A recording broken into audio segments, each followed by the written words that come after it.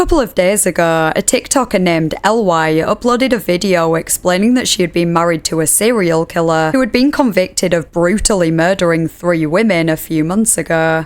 She's now appealing for help from the public after the killer's mother disappeared with her son. Let's investigate. If you enjoy internet mysteries and generally disturbing content, feel free to subscribe and turn on notifications for more content like this. If you're interested in supporting the channel, you can become a Ko-fi member or a channel member to gain access to uncut videos and other perks, or you can leave me a tip by clicking the thanks under this video. Thanks to anyone who considers this.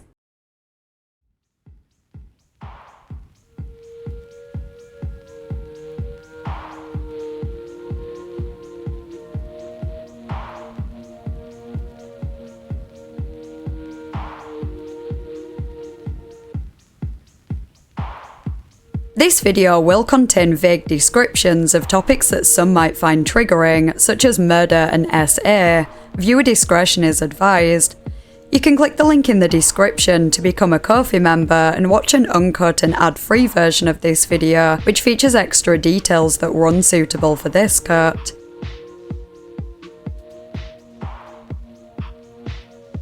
On the 25th of May 2024, a 37-year-old man named Karim Salim was arrested on suspicion of the murders of 3 women who had been found dumped separately in remote desert locations in Cairo in the weeks leading up to his arrest. The women are all thought to be S-workers and were all found with similar injuries, suggesting they were killed by the same person. Karim was originally from Alexandria, Egypt, and moved to Los Angeles with his family when he was 13 years old. He moved back a few years later, and after university he became an English teacher, before moving on to a career in trade. Around 2014, he got married to a woman named Lobna Ghanem, and they had a son together sometime after. They were married for 7 years before they divorced in 2021. In recent times, Karim began posting on TikTok with the name Hooked on Phonics, where he eventually amassed over 629,000 followers. He would create videos teaching English, mostly focusing on common phrases and pronunciation. His son Zayn would sometimes appear in the videos too. For example, in one, they were teaching how to speak English faster. Karim would say got to, and Zayn would say gotta. His TikTok account has since been deleted, but a few of his videos have been re-uploaded by other users. Eerily, in one of the resurfaced videos, he was teaching people the meaning of the phrase "skeletons in the closet." Little did anyone know that he literally had skeletons in his closet. Karim was arrested after CCTV footage showed him in the vicinity of the locations the bodies were found, and further confirmation of his involvement came when his fingerprints matched a print found on one of the victims' clothes.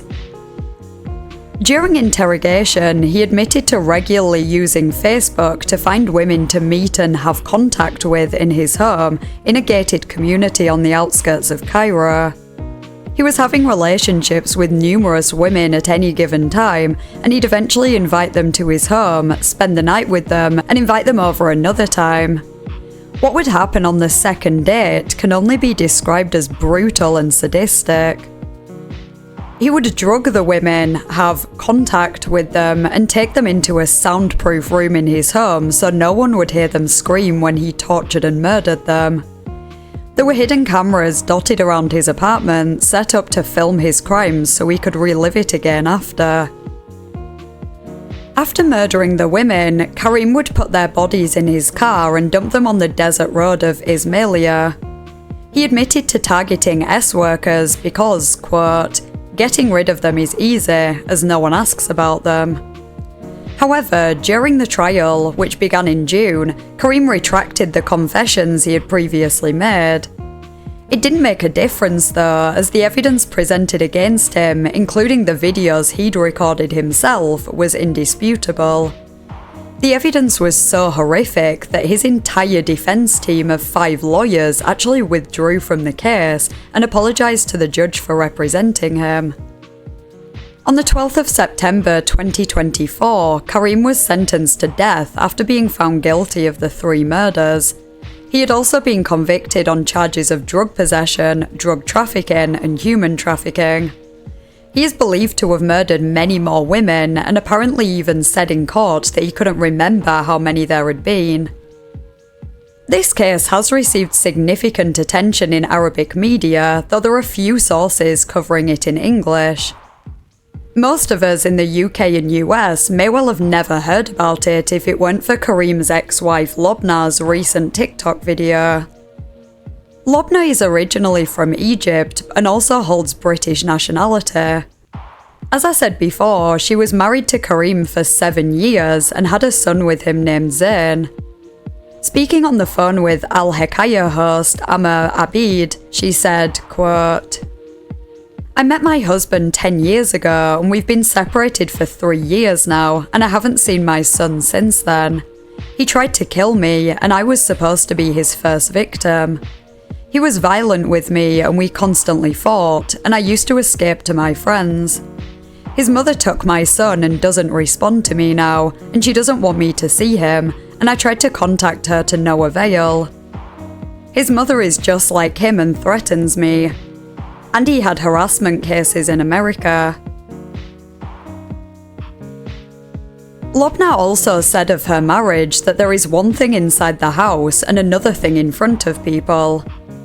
When they divorced, Karim accused her of adultery, which carries a prison sentence of 2 years for women in Egypt. If a man is convicted of this crime, he faces no more than 6 months in prison. Other sources state that it was actually Karim who had been cheating on Lobna throughout their marriage, though there's no information to suggest he murdered anyone during this time. However, he had allegedly been charged with second-degree criminal assault in Michigan in 2005 before he fled back to Egypt. Lobna fled to Ireland to escape Karim and he threatened to kill her sisters because they refused to reveal her location. In her TikTok video, which currently has over 15 million views, Lobna explained that she had spoken about the situation in Arabic, but was now reaching out to the public in English in hopes that she may be reunited with her son. She said that Karim had kidnapped Zain 3 years ago, and every time she tried to go back for him, Karim would try to kill her and try to ruin her life. She'd go to places and he'd just show up there, so she'd have to run away again. When he was arrested, he apparently told police that Lobna was dead, so his mum took Zain.